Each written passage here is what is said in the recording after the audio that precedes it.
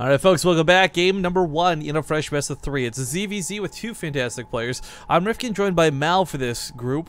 And spawning here in the top right corner of the map, it's going to be TCM's most recent pickup, the Red Zerg player, Soulkey. TCM's only pickup now. Oh, yeah, that's true. The 7 o'clock position, playing for CM Storm. Revival. Do you know if they've got, have you heard anything through like the grapevine? Are they planning to do more StarCraft, or is Soulkey going to be their only player for 2015? I don't know. I'm not really involved with the management. I have no idea. Yeah. Because I mean, there's like a big plus and a minus to that, right? Like, if you pick up more players, that's great. A bigger team, cool. But if Soulkey's the only player, then that's like where all the resources go to. He gets to go to more events. Would definitely be cool to see him float out some foreign stuff. Well, TCM's not really involved with StarCraft. I know it's like their side thing. They were getting into it like first in Yoda, but I don't know. It'd be cool. It would definitely be cool to see Soulkey at some events. You know, I'm actually really loving that in 2014 we kind of had the branch out of Koreans, not only just going to foreign teams, but going to a lot of foreign events. And I think even some of the high-profile Koreans that were like really super exclusive before. I mean, you look at Parting. This guy was so quick to just jump on the foreigner train. I think there was some talks about how he didn't care about what pay he would get. He just wanted to go travel the world and stuff. So. Yeah. I'm really excited to see what 2015 brings, because it'd be really cool to start seeing more and more of these exclusive Koreans sort of branch out. Just a little bit salty about their recent WCS changes, but yeah, that kind of sucked. But I mean, we're still probably gonna see these guys at IEMs, at DreamHacks. I mean, oh yeah, definitely. You know that one eventual Bay Street TV event. Yep. One day, the dream. Yep. Hey, I mean, imagine if Soulkey was still at SKT Telecom where they cast about teams, he would not have been able to play today.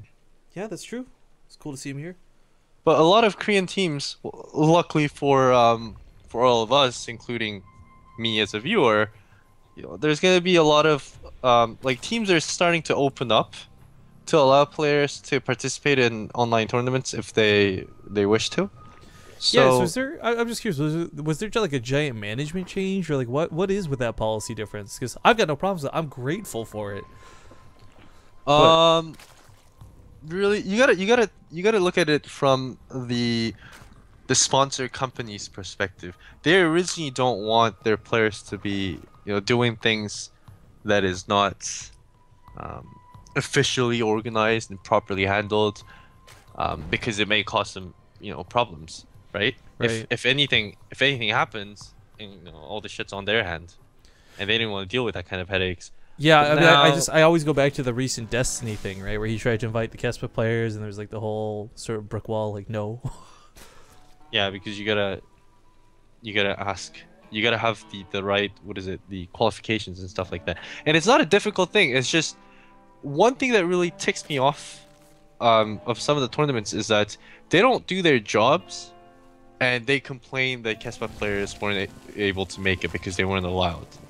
Like, things are super easy. All you have to do is submit documents that you're legit, the tournament's legit. Like, it's not that difficult.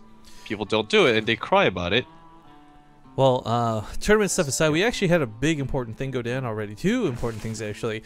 One is the sport. This was a waste. The sport caller went down trying to catch an Overlord, but Revival actually didn't send one over to the main. Veered to the main and went for a hard left, so...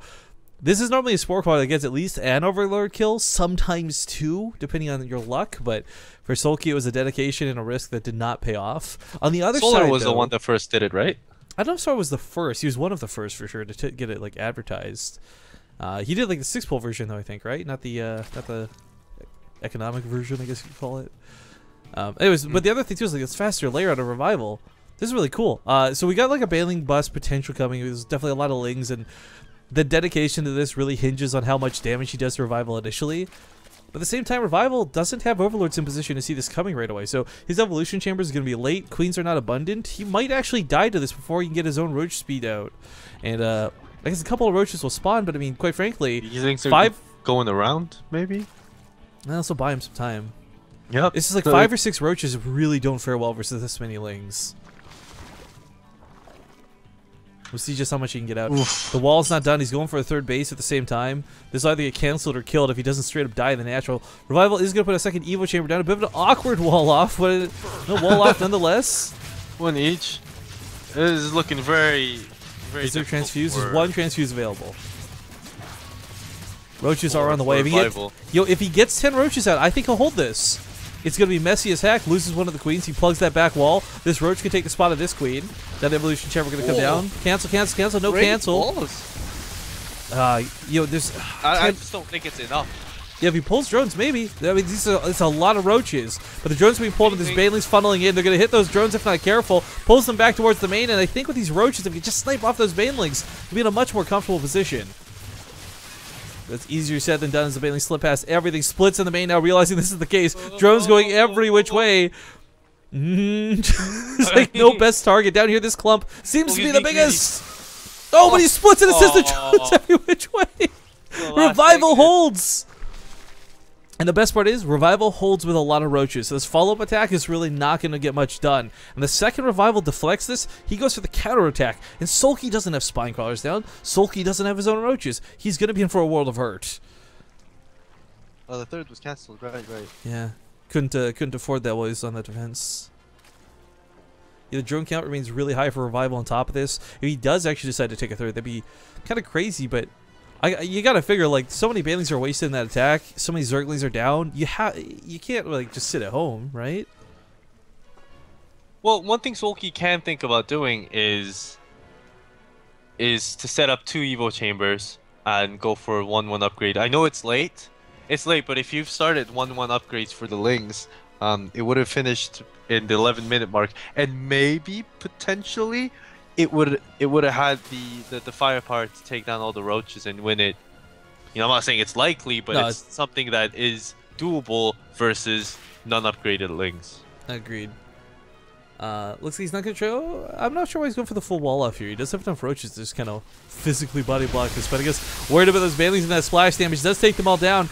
It's a lot of Lings flooding in, but he's trying to limit the surface area with these roaches.